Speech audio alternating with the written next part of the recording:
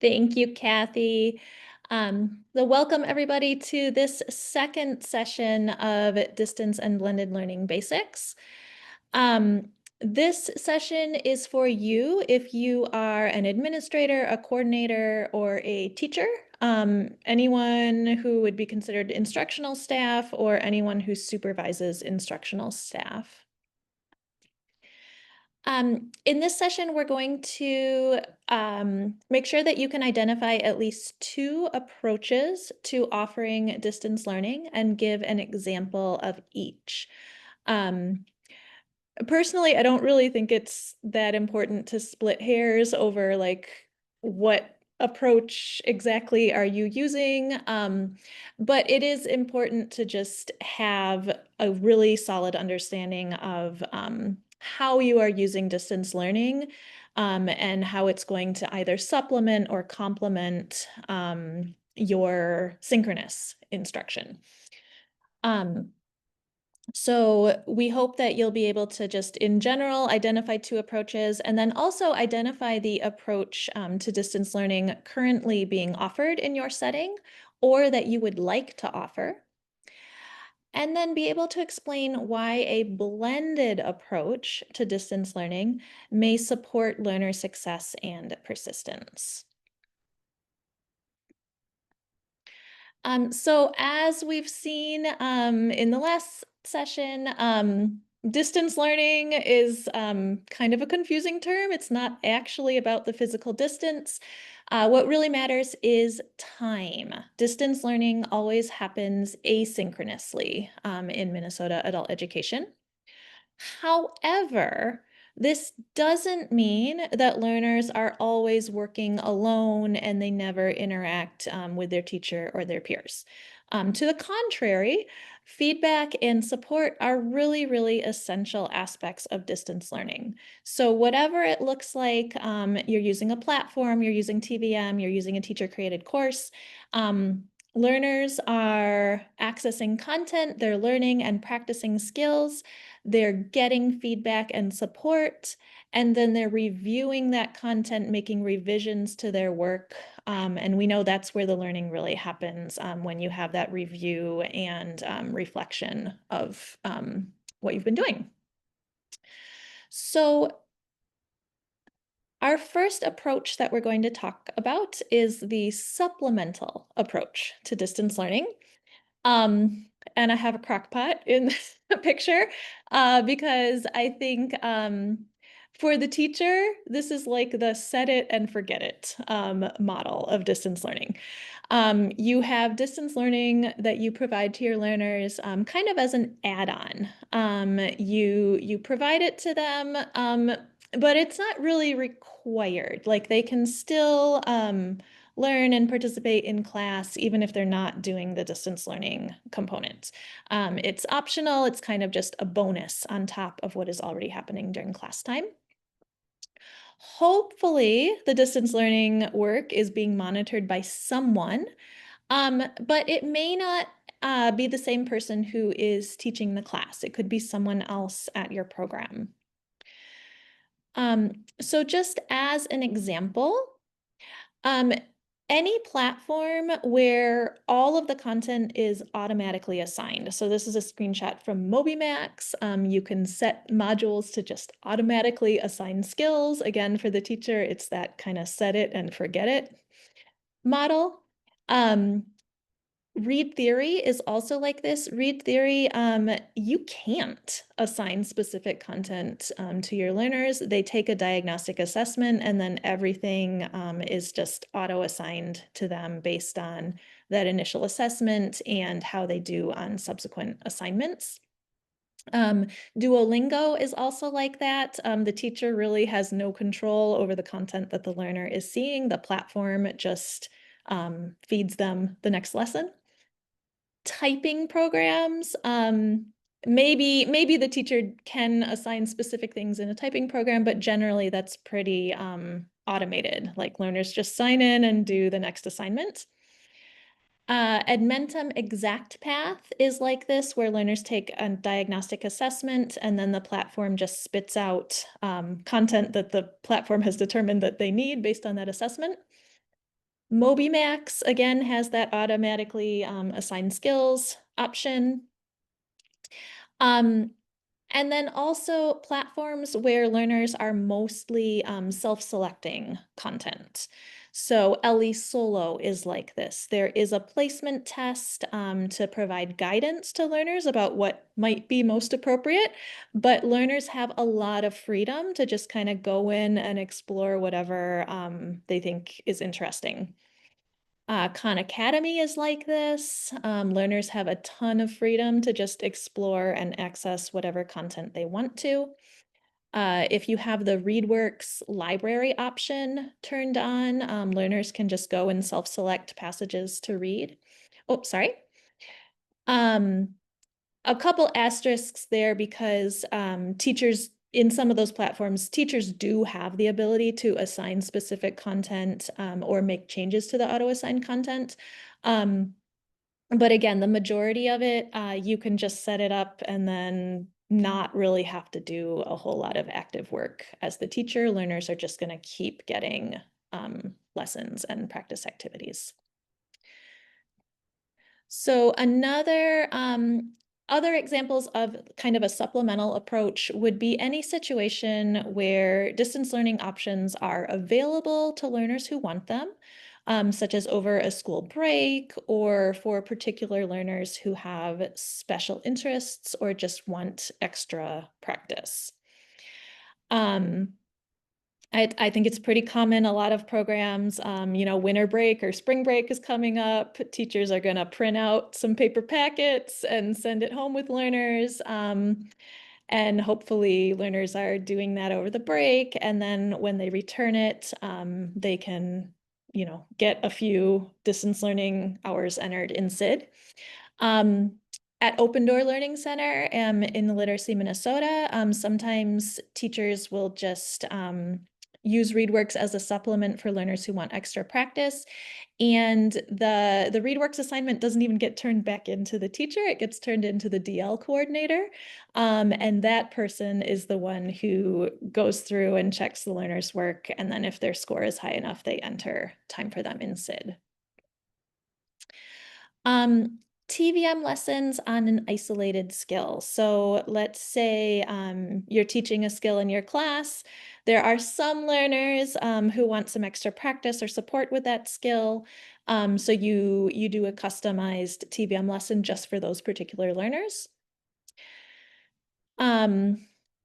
Sometimes there are teacher-created courses that can be like this. If I'm teaching an ESL class and somebody's interested in becoming a citizen, but maybe that doesn't apply to everybody in the class, I can give that learner access to a citizenship teacher-created course, but it's only for people who are interested. And sometimes Edmentum or Pointful career exploration courses. If you have learners who are interested in particular career pathways, you can provide supplemental content this way.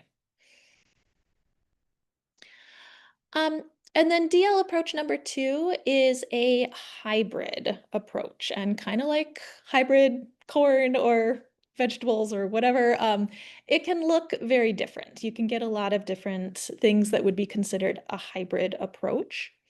This is where teachers are using both in-class teaching and some sort of online curriculum or distance learning.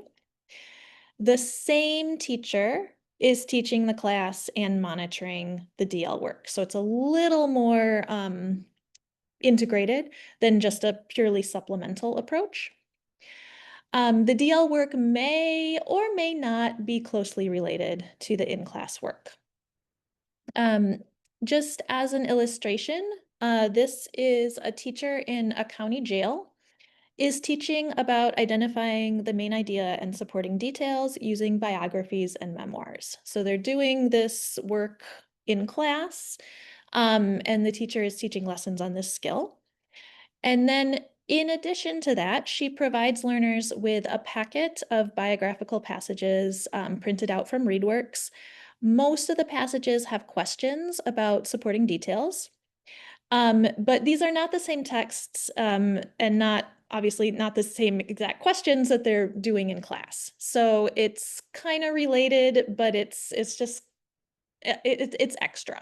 It's on top of what you're getting in class. Learners complete the paper packets at their own pace while in their living areas, and then they return the packets to the teacher for feedback as they complete them. So it's a nice kind of add-on to the class, supporting and providing extra practice with the skill. Another example, also using ReadWorks, but this time with digital assignments. The teacher of an intermediate ESL class teaches a few Tier 2 academic vocabulary words each week. They're using the Words to Learn By books, okay? But then he can use the search function in ReadWorks to search for passages that contain those same vocabulary words, and then maybe assigns 2 to 3 texts to learners each week through Google Classroom. Learners read the texts and answer the questions outside of class time, but the texts are not really discussed during class time. So it's loosely related to what's being covered in class. Learners are getting more exposure and more practice with those vocabulary terms. But again, it's kind of extra. The learners don't necessarily have to do it to still benefit from the class. So at this time, I'm going to put a link into a Padlet in the chat. And I'd like us to take a few minutes to share on the Padlet. Have you observed distance learning offered using a supplemental or a hybrid approach in your setting? And what questions do you have about these approaches? So just to show you on the Padlet, if you're not familiar with this tool, we're just going to be posting in the supplemental and hybrid columns right now. So to add a new post in a column, you just click this plus sign in the column where you want to post. So you'll add some information in this example, it's about Edmentum courseware. So put the name of the platform or the course, or if it's TBM lessons, you can say that. And then below, kind of describe what you're seeing is happening. We're trying to just generate a lot of different examples from different contexts here. If you would like to add a link, you can do that, but that's completely optional. It's not required. And then when you've got your title and your text, you can just click that publish button and it will appear in the column. So I'll put that link in the chat. And then just a reminder, we're just posting in the supplemental and hybrid columns for now. So I'll give you a few moments to kind of think about what you've seen happening in your setting and add some examples or questions.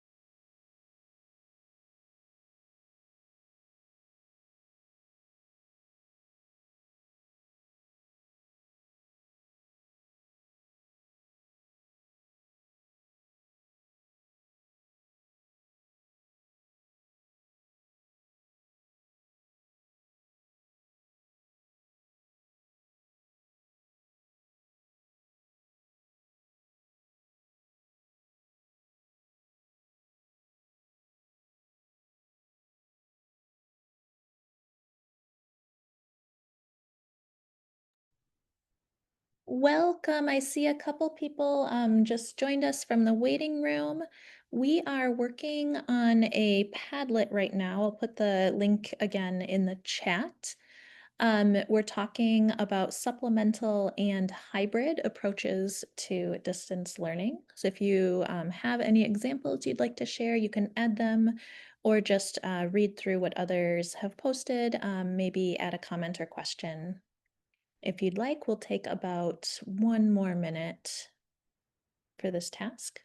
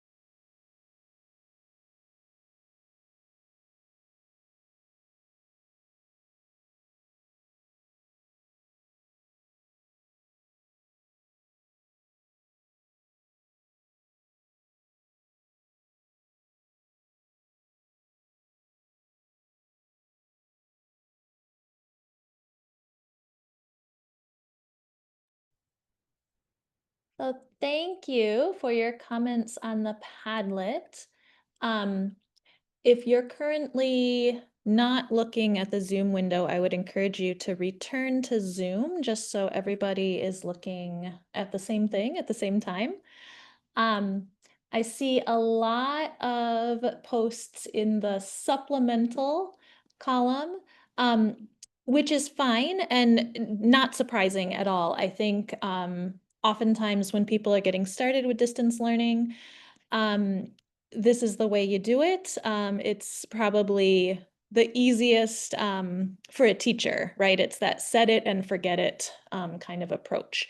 But students can still benefit. It still provides additional opportunities for learning and practice and maybe extending learning about a different topic or something that you aren't able to cover in class. And then, yeah, you can also use a hybrid approach. Khan Academy, I think, is a great platform for this because you can assign videos and practice exercises that are closely related to whatever math skill you're teaching in class. But maybe you're using a different textbook or different curriculum during your synchronous class time, and then Khan Academy is providing another option for reinforcement and practice. Google Classroom or a learning management system is a great, like a digital home base where you can post assignments and resources for learners. So thank you for sharing those examples. And then we're going to spend most of the rest of the time today talking about this third approach, which is the blended approach. Um, and like a blender, so keeping with the kitchen analogies, this is where you're intentionally putting everything together and blending it all up to create a really cohesive experience for learners. Tight integration is a term that's used in the research. Of like everything is just very closely related and integrated in class and out of class. They come together and they form a really cohesive experience. And the teacher has to really closely monitor the asynchronous work because the asynchronous work is informing the synchronous work and vice versa. It really requires a lot of intentional planning and instructional design. One example of how this might look, an adult education program has a regularly scheduled in-person class, and it's 4 days a week, but one of those days is designated as an asynchronous or distance learning day. So on that day of the week, teachers assign TVM lessons or content from DL platforms that is directly connected to the in-person lessons and differentiated based on learner needs. And learners can use that distance learning day to either work through the DL work at their own pace, and maybe they can also make appointments with their teacher if they need some individualized support with something. Another example of a blended approach, let's say the teacher of a healthcare career pathways class uses an Edmentum medical terminology course as kind of the textbook for the course. So learners have to complete specific online tutorials, practice activities, and quizzes before coming to each synchronous class meeting. During class time, rather than kind of a lecture or providing information, we're using that synchronous time to work on interactive collaborative activities to reinforce and apply the content that they just learned from the asynchronous work. This is also called a flipped classroom approach. So a flipped classroom is an example of blended learning. We're going to go back to the Padlet, and this time we're going to focus on the blended examples column. Have you observed distance learning being offered with a blended approach in your setting? And what questions do you have about this approach? So I'll put that link in the chat again. We want to look at this blended DL column right now.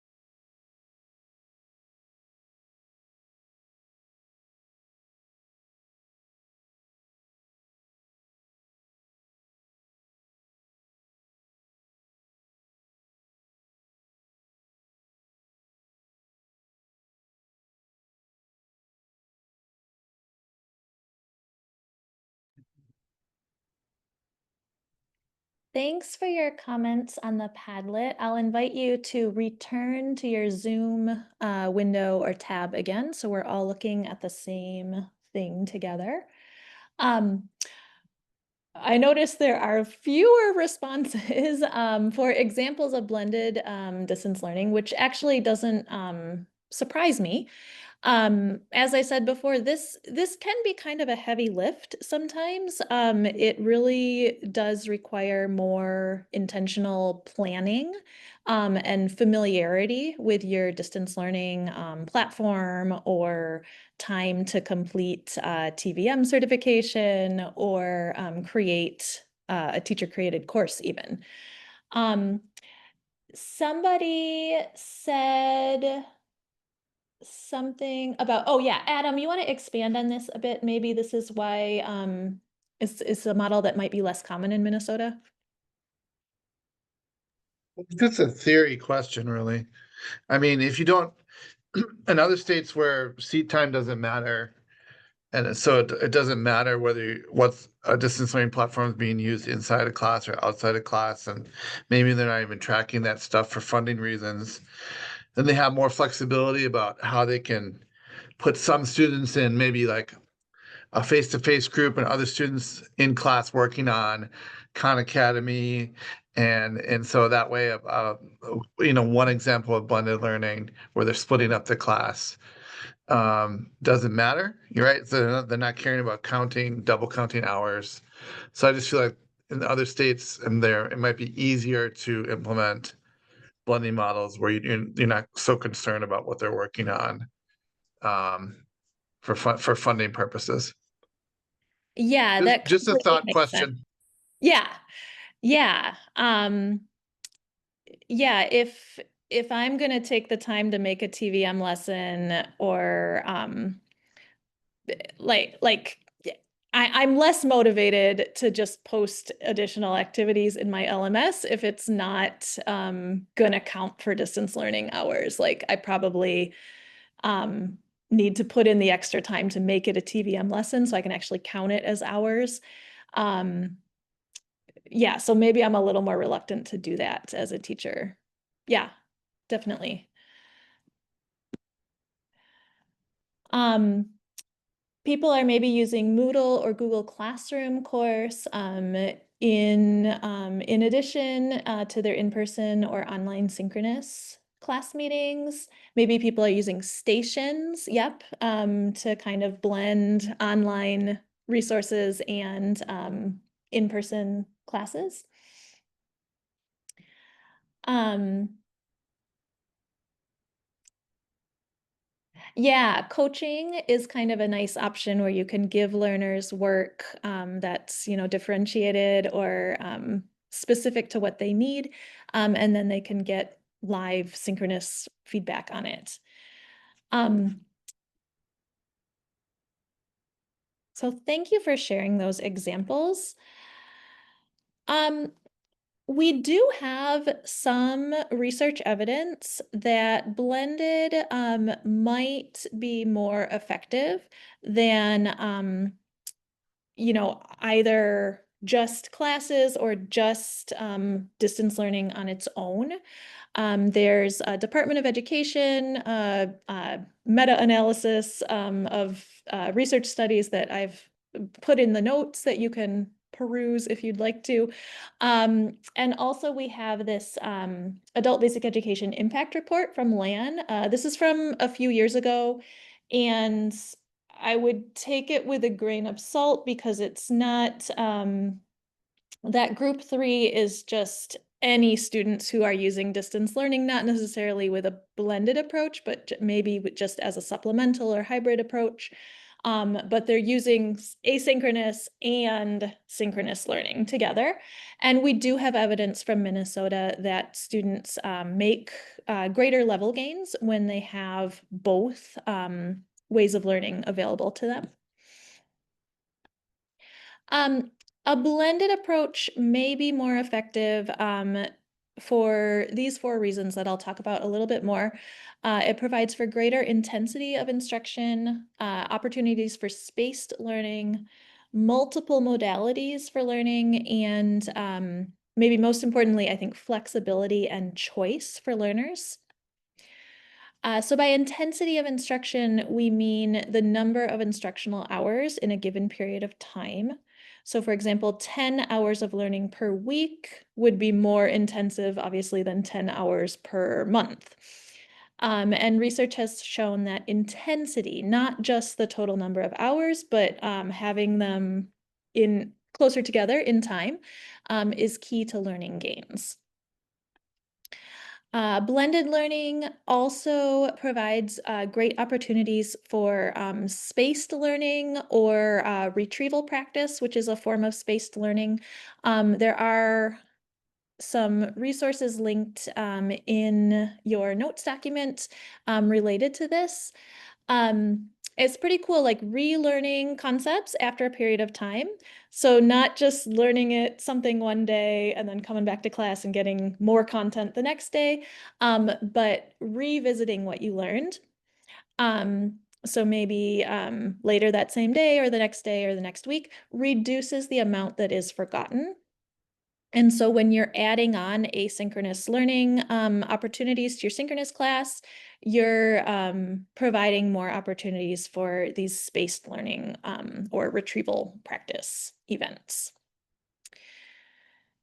And then distance learning with a blended approach can offer different ways, different modalities for learners to experience the content. And we know that the more different ways that a learner engages with a particular concept or skill, the more likely they are to master it. Maybe you do something one way in class with an activity, but you also offer a video or an audio um, or some sort of interactive exercise online that just lets the learner access the content in a different way.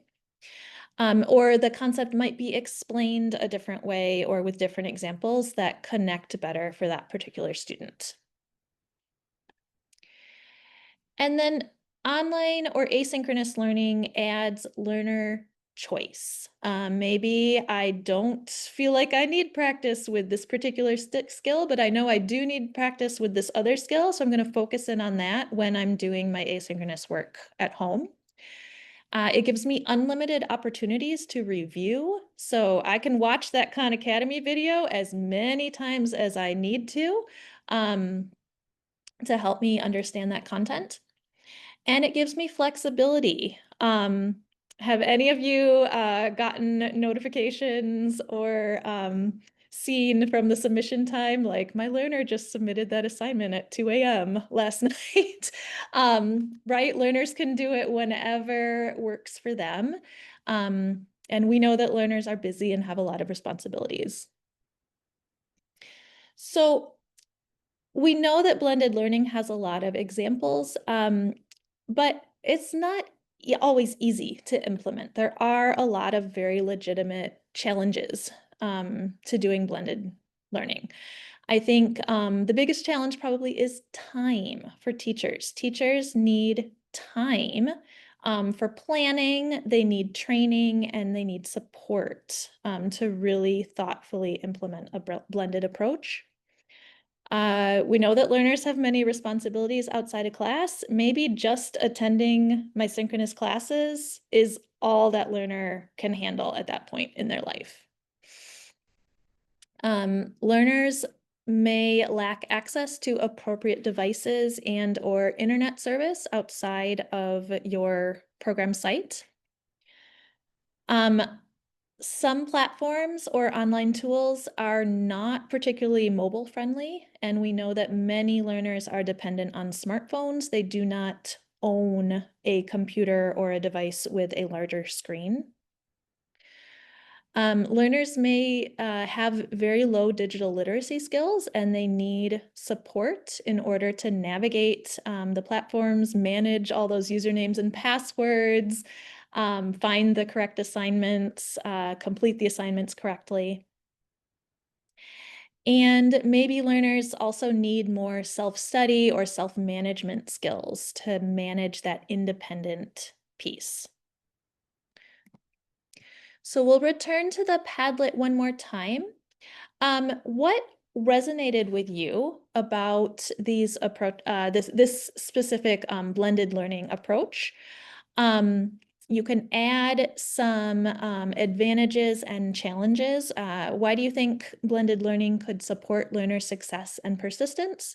And what seems challenging about implementing a blended approach to distance learning? So I'll put that link in the chat one more time. And we're going to be focused on these columns furthest to the right, the blended advantages and the blended challenges.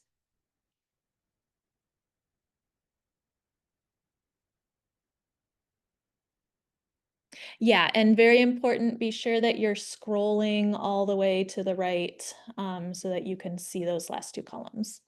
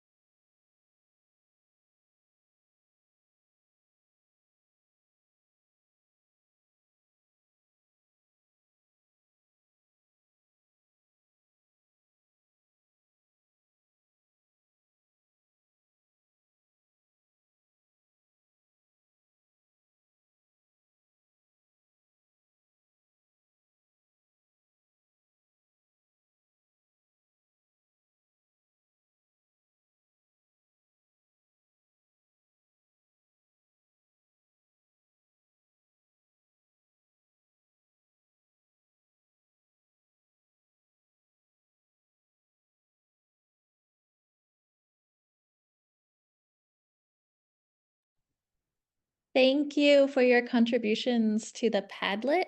I'll invite you to return to your Zoom window or tab again. Um, yeah, so motivation, I think blended learning definitely can be more motivating for learners. We've seen that especially in Minnesota with Burlington English. Programs that are able to afford Burlington English for their learners. It's really great because there are specific in-class lessons that the teacher can use during synchronous time. And then there are out-of-class activities that learners can work on independently. And those are all very closely aligned. And so we typically see that programs using Burlington English have a lot of success with getting learners to complete asynchronous work on that platform because, they want to practice what they just learned in class. And yeah, providing a diversity of materials and tools can also be motivating, those multiple modalities and choice and flexibility. Um, Some platforms give you really focused career content, which can be very motivating to learners, depending on their goals. And blended learning models can also give you good opportunities for differentiation, um, letting learners have more choice and individualization to get what they need.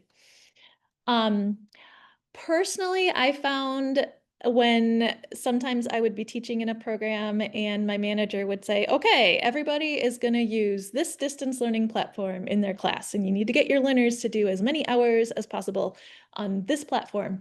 Um, I often felt like sometimes there was kind of a mismatch between that platform and what I was teaching in class. So I needed to take a lot of time to really become familiar with what was available in the platform and really search for what would be useful. Or I would even need to change what I was teaching in class to kind of fit more with the platform. So that can be a challenge. Um, that time challenge for the teacher and also time for providing feedback to learners.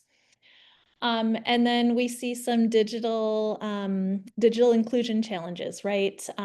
Platforms that are not very mobile friendly. Maybe they don't have a mobile app, and the browser-based version just doesn't really work on your smartphone very well. Learners we know, have a wide variety of digital literacy skills. Um, Login issues. I always had that one learner every single class. Teacher, what's the MobiMax school code? I'm like, can you write it down? Like, I mean, just every single class. So yeah, I've been there. Adam has a good suggestion of using Zoom or Google Meet or some other synchronous option for troubleshooting. Which is great, but again, there's that time challenge. Like that takes a lot of time for me as the teacher. Um, and sometimes, students are busy, students have a lot of commitments. I put in a ton of time creating my TVM lesson or my teacher created course or finding just the right assignments from that DL platform. And then learners don't do them. So yeah, that's very, very real. Um, I'll share with you a few possible strategies to address these challenges. Yeah, Laura, always forgetting their passwords. I know, I know. It doesn't matter how many times I write it down. It seems like, um, yeah, it's hard. But some possible strategies to address these challenges. Especially I'm talking to the program coordinators and managers as much as possible. I know everybody is doing all they can with very little resources, but trying to intentionally build in paid time for teachers to collaborate, to do some curriculum mapping. So if one person knows like these are the assignments you need for ESL level 2, let's share those with all the ESL level 2 teachers in your program so that we're not reinventing the wheel every time. Teachers need time for platform training, maybe TVM certification, but there is that time that is just absolutely essential. Also consider time for teachers to communicate with learners and provide feedback and support for their distance learning work, and some of that tech troubleshooting. We will address this more after lunch, but I'll just share this Padlet with you now. There's another Padlet that has a lot of resources for digital inclusion, helping learners find more affordable devices and internet service plans. You can consider offering on-site computer lab time. This is a really great role for volunteers. You don't necessarily have to be a paid staff member, but you can just have a volunteer there to assist people with their logins and password issues and everything else. Or also maybe consider partnering with your local library, with your school district, or other community organizations that might be able to help you with access to devices and internet service. Some relatively mobile-friendly platforms that I think do work well to support blended learning include MobyMax, which is state supported, although we have capped the number of learner seats this year, but MobyMax is available. It's nice for a supplemental approach because you have that kind of set it and forget it option, but the teacher can also assign specific skills. Ellie is nice and is state supported this year. You can work on something in class and then provide digital tasks for distance learning. North Star Online Learning is state supported and some of the modules are mobile friendly. Khan Academy is free and has an app and works great on phones in general. Goji Up Reader is not a platform that I have a lot of experience with personally, but I've gotten a lot of good feedback from some people who are using it. Marshall Reading Program is free, and there are Google Form quizzes that are mobile friendly that you can count for proxy hours. Quill.org is free. The activities work pretty well on your phone, but it is a writing focused platform. So just be aware, sometimes it's kind of laborious to try to type a lot on your smartphone screen, but the technology works pretty well on phones. And Burlington English, as I've mentioned, is really, really great for blended learning and works really nicely on mobile devices, but it is not state supported and it's a relatively expensive platform. If you are working in corrections, a few of the facilities have tablets, the State Department of Corrections facilities. CipherWorks Corrections and Edgenuity are both approved platforms that work on the DOC tablets. And Google Classroom is not a platform in and of itself, but it has a mobile app and you can post assignments there for learners to access. And also Canvas is another LMS that has a mobile app. And then just a few ideas for supporting learner persistence.